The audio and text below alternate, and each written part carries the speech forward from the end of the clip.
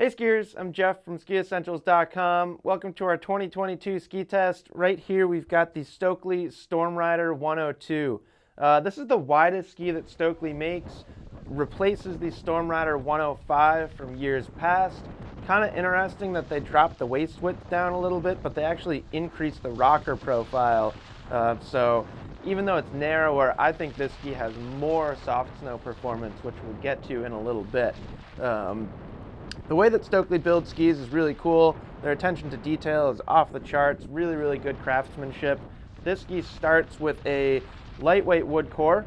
We get a wood core, but it's lighter than some, and then we get 2 sheets of metal. So 2 sheets of Titanal metal is something that you'll find in pretty much all of Stockli's skis. In fact, I think all of Stockli's skis, at least all of their adult skis.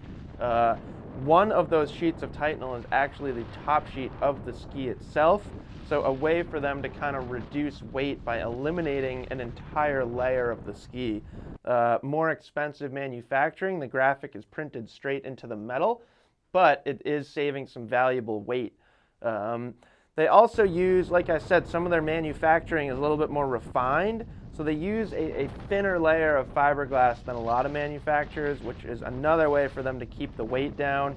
And then Stockli has this really cool rubber dust that they apply to all the elements of the ski before they press it together.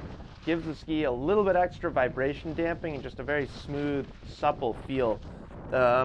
Shape of the Stormrider 102, like I said, it's using a little bit more rocker than we saw in the 105. I say a little bit because it is pretty subtle, and in general I would say Stockli is not a company that uses a lot of rocker. So that's about where the tip rocker starts, and there's not a lot of splay, but lengthwise it's pretty substantial. And then a little bit in the tail, about where my hand starts, and a little bit of rise, but pretty subtle tail rocker.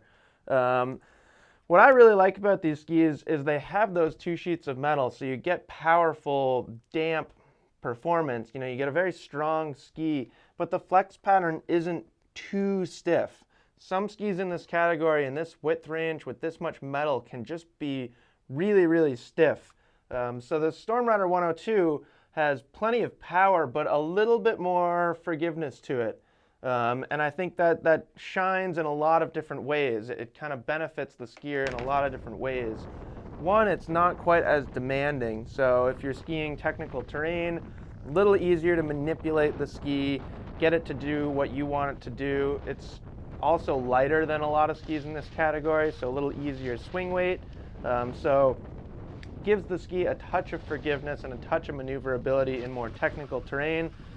When you're not in technical terrain, when you're in more open areas and you're making bigger arcing turns, putting the ski on edge, getting a higher edge angle, stuff like that, kind of allows you to play around with turn shape a little bit more.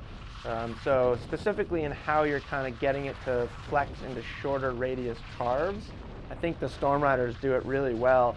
102 in particular was super fun for me to ski this year, maybe one of my favorite skis of the year. Just love the way that this ski just trenches deep carving turns. It really feels like you're just getting half the ski to cut into the snow, and it just gives it a very confident feel when you're linking carving turns. 102 underfoot basically means that you can blast through anything in front of you. You don't have to worry about booting out and stuff like that. So that's always a nice confidence-inspiring feature for me as a skier. And then I love the way that you can take it off trail and kind of play around with it too.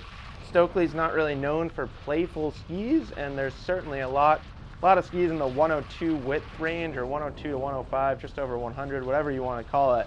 A lot of skis in that category that feel more playful, but I think given the stability and the overall power of this ski, the amount of playfulness and maneuverability is pretty respectable, and gives it a well-rounded feel as an all-mountain kind of slash freeride ski.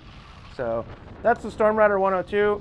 Let us know if you have any questions about it that we didn't cover in this video. We do have a longer review of the Stormrider 102 as well if you want to watch a little bit more about it.